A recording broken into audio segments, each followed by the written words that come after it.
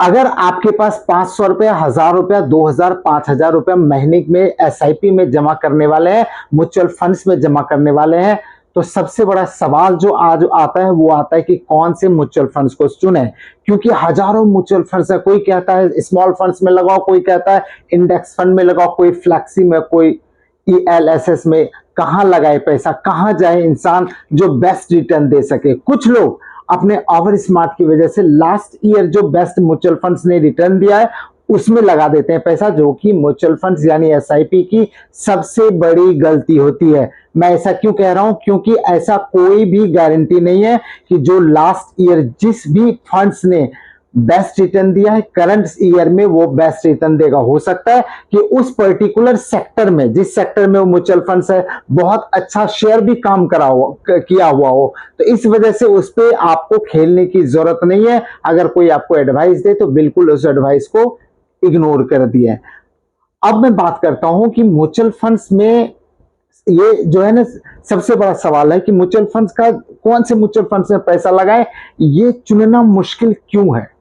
सबसे पहला सवाल, क्योंकि जैसे मैंने बताया कि बहुत सारे म्यूचुअल फंड्स हैं, large cap, small cap, mid cap, index fund, ELSS funds, flexi cap. कहां लगाए पैसा, इतने सारे हजारों म्यूचुअल फंड्स हैं और हजारों में से आपको 1, 2, 3, 4 चुनना है। जैसे मैंने पहले के वीडियो में बताया है कि हमेशा 15-20 फंड्स में लगाने का कोई फायदा नहीं होता है, और स्पेशली एक ही सेक्टर्स के, अगर ऑटो सेक्टर्स में आप एक में म्यूचुअल फंड्स में लगाए तो दूसरे ऑटो सेक्टर्स में लगाने का जरूरत नहीं है। बैंक सेक्टर का अगर एक में आपने लगाया हुआ है तो बैंक के दूसरे म्यूचुअल फंड्स में लगाने का क्या मतलब है। ऑलमोस्ट सेम टू सेम आपको रिटर्न मिलेगा, तो इसमें बचना है। बहुत ज्यादा 10, 15, 20 नहीं लगाना mutual fund, 3, 4, 5 mutual funds maximum होना चाहिए, जिसमें आप मैक्सिमम जितना पैसा आप बचा सकते हैं इमरजेंसी के बाद। सबसे पहला रूल क्या था कि हमें अर्न करना है मैक्सिमम। उसके बाद क्या था, हमें सेविंग करना है, सेविंग करके हमें इमरजेंसी फंड बनाना है, इमरजेंसी फंड बना के तब हमें इन्वेस्टमेंट करना है। लेकिन उससे पहले इंश्योरेंस लेना बहुत जरूरी होता है। तो ये बात जो है जैसे बताया गया, जैसे होता है नॉर्मली वैसे ही आपको करना है। बिना इमरजेंसी फंड से आप इन्वेस्टमेंट ना करें। रीजन क्या है कि अगर आप ऐसा करें तो कभी ना कभी आपको इमरजेंसी अगर पड़ती है तो वो पैसे बाहर निकल जाएंगे, जो आपका लॉन्ग टर्म का गोल है वो आपका टूट जाएगा। तो इस बात को जरूर ध्यान रखें। एक बात इंपॉर्टेंट, जो भी हम मेरे चैनल पे जो भी वीडियो बनता है वो सिर्फ और सिर्फ एजुकेशनल पर्पस के लिए बनता है। तो आप लोगों से मेरी रिक्वेस्ट है कि इसको रिकमेंडेशन बिल्कुल ना माने। कोई भी अगर किसी का नाम ले रहे हैं किसी भी फंड्स वगैरह का तो उसको रिकमेंडेशन ना माने, ये सिर्फ एजुकेशनल पर्पस के लिए बनाया जाता है। तो चलिए नेक्स्ट पॉइंट पे हम आते हैं कि आप सबसे जो है ना इंपॉर्टेंट क्या होता है म्यूचुअल फंड्स में इन्वेस्ट करने का, कि आपका गोल आपको पता होना चाहिए। क्या आपको इमरजेंसी फंड्स बनाना है, 1 साल का गोल है आपका, तो आप उसके अनुसार 1 साल के अनुसार आपको अमाउंट जमा करना है। क्या आपको 3 साल में गाड़ी लेना है, कार लेना है, उसके लिए आप एसआईपी कर रहे हैं तो उसके लिए एक अलग से 3 साल का एसआईपी हो सकता है। क्या आपके बच्चे के एजुकेशन के लिए मतलब पेमेंट चाहिए, पैसे चाहिए, जो कि 10 साल या 12 साल या 15 साल या 20 साल में आने वाला है। एजुकेशन वैसे नॉर्मली चलता ही रहता है, मतलब बड़े फंड की बात कर रहा हूँ कि आपको 50 लाख चाहिए, 30 लाख चाहिए, 40 लाख चाहिए, उसके कॉलेज में एडमिशन, इंजीनियरिंग, डॉक्टरेट अगर करेंगे आपके बच्चे, इस कंडीशन में आपको फंड चाहिए 15 साल के बाद, तो उसके लिए अलग से फंड होना चाहिए आपके पास। पॉइंट मेरा ये है कि आपका गोल बिल्कुल क्लियर होना चाहिए। क्या आपको लेना है, कहां आपको पैसे इन्वेस्ट करना है, कितना टाइम है आपके पास, टाइम होरिजन आपके पास बड़ा क्लियर होना चाहिए। 1.5 साल, 2 साल, 5 साल, 10 साल, 20 साल क्लियर होना चाहिए।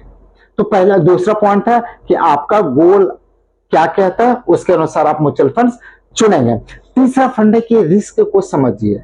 रिस्क समझने का मतलब है कि देखिए, एक एग्जांपल ले लेते हैं कि 3 फंड्स को मैं उठाता हूं, एक लार्ज कैप है, एक मिड कैप है, एक स्मॉल कैप है। ये सबको पता है कि लार्ज कैप में रिस्क कम होता है, मिड कैप में कंपैरेटिवली रिस्क उससे ज्यादा होता है, लेकिन स्मॉल फंड से कम होता है। स्मॉल कैप में बहुत ज्यादा रिस्क होता है। तो पॉइंट ये है कि अगर स्मॉल कैप में आपका रिस्क अगर मान लिया जाए कि आपका नीचे चला गया 10% पोर्टफोलियो, तो क्या आप अमाउंट निकालने वाले हैं? अगर ऐसा है तो आपको स्मॉल कैप में नहीं जाना चाहिए। आपको मिड या मतलब मिड में या फिर आपको दूसरे फंड्स पे लगाना चाहिए। लार्ज कैप में आपको लगाना चाहिए या मिड कैप में लगाना चाहिए। स्मॉल कैप में आपको गलती से भी नहीं आना चाहिए, क्यों? अगर आपका वो फायदा नहीं देगा, कंपाउंडिंग का कोई मैजिक नहीं होगा, वो सिर्फ और सिर्फ आपको नुकसान होगा। हाँ, इस कंडीशन में कि अगर आप स्मॉल कैप में बने रह सकते हैं कि आपका 10% 20% माइनस चला गया फंड्स पोर्टफोलियो, उसके बाद भी आप में ये करेज है, आप में ये पैसे इतने हैं कि आप उस पर अमाउंट देते रहेंगे, आप रुकेंगे नहीं, तो उस फंड्स में आपको बने रहना चाहिए, यानी स्मॉल फंड्स आपको लेना चाहिए। रिस्क आपको लेना है, नो रिस्क नो गेन कहा जाता है। तो रिस्क जितना होगा, यानी स्मॉल फंड्स आज तक जो है अभी तक सबसे ज्यादा रिटर्न देता है large cap and mid cap के कंपेयर में। तो आपको ये देखना है कि आपको कितना रिस्क, आप कैलकुलेट जरूर करेंगे रिस्क, तो रिस्क आपको देखना चाहिए। अब है सही कैटेगरी चुने। अब सही कैटेगरी कहने का क्या मतलब है, अलग अलग कैटेगरीज में जो जैसे मैंने आपको ईएलएसएस क्या होता है, ईएलएसएस होता है कि आपका 1.5 लाख रुपए तक का उसमें जो है ना एक पॉइंट होता है कि आपका ब्लॉक हो जाता है अमाउंट। तो ईएलएसएस आपका होता है इनकम टैक्स बचाने के पर्पज से आपको अलग अलग फंड्स, यानी कि आपको सही कैटेगरी में आपको अमाउंट रखना है, अमाउंट चुन के लगाना है। कैटेगरी बिना चुने हुए आप बिल्कुल भी फंड्स म्यूचुअल फंड्स पे नहीं लगाएंगे। नेक्स्ट बात करते हैं, एक्सपेंस रेशियो जरूर चेक करना है। अभी एक्सपेंस रेशियो क्या है, किसी भी फंड्स में एक्सपेंस रेशियो होता है कि जो कंपनी को चलाने के, कोई भी एग्जांपल ले लीजिए, कोई भी फंड है, ए फंड है मान लिया जाए, उसको चलाने में जो एक्सपेंसेस होते हैं वो आपसे ही पैसा लिया जाता है। किसी का 0.10 होता है, किसी का 0.20 होता है, किसी का 0.02% होता है। तो एक्सपेंस रेशियो हर एक कंपनी का अलग अलग होता है। तो मोस्ट इंपॉर्टेंट पॉइंट है, क्योंकि अगर एक फंड आपका 0.02% का एक्सपेंस रेशियो और एक आपका 0.2% का एक्सपेंस रेशियो, तो 20 साल या 30 साल के बाद ये लाखों रुपए का डिफरेंस होता है। तो ये बड़ा गौर करने वाली है कि एक्सपेंस रेशियो किसका ज्यादा और किसका कम है, ये आपको जरूर जरूर देखना चाहिए। अब आगे बात करते हैं हम लोग, फंड मैनेजर को जरूर जानिए आप। फंड मैनेजर, हर एक जो भी म्यूचुअल फंड्स होते हैं उसके फंड मैनेजर एलोकेट होते हैं। फंड मैनेजर के पास कितना एलोकेशन है, फंड मैनेजर का पास्ट एक्सपीरियंस क्या है, फंड मैनेजर का मैनेजर्स के पास्ट में परफॉर्मेंस कैसा है, ये सब आपको जानना जरूरी है। थोड़ा सा डीप जा रहा हूं मैं, मुझे पता है, लेकिन फंड मैनेजर के डिटेल्स आपको जानना चाहिए कि कौन देख रहा है आपका फंड, जहां आप पैसा लगा रहे हैं, ये जानना आपका अधिकार और आपको ये जानना चाहिए। बात करते हैं एयूएम का। एयूएम मतलब जो अमाउंट, जैसे अभी मैंने बताया ना कि मान लीजिए प्लान ए लेके आप चल रहे हैं, यानी म्यूचुअल फंड प्लान ए है, तो एयूएम क्या होता है, एसेट अंडर मैनेजमेंट। उस पर्टिकुलर ए में, फंड ए में कितना एलोकेशन हुआ है, कितना एयूएम हुआ है, क्योंकि जो छोटे एयूएम होते हैं ना, उसमें फंड्स ना होने की वजह से ना प्रॉब्लम होते हैं। लेकिन जो बड़े होते हैं, मान लिया जाए कोई 50,000 करोड़ का एयूएम है किसी कंपनी का, तो वो ज्यादा स्टेबल होता है कंपेयर टू 500 करोड़ या 300 करोड़ या 200 करोड़। इतना तो होता ही है नॉर्मली, 30-40 करोड़ वाले भी एयूएम वाले भी कंपनी से थोड़ा सा उससे दूर रहने में फायदा है। तो एयूएम जितना ज्यादा होता है और जितने अच्छे ब्रांड होता है, उसमें ज्यादा लोगों का कॉन्फिडेंस होता है। इस वजह से एयूएम आप जरूर जरूर देखेंगे। नेक्स्ट, डायरेक्ट या इन रेगुलर, कौन सा फंड आप खरीद रहे हैं, ये इंपॉर्टेंट है।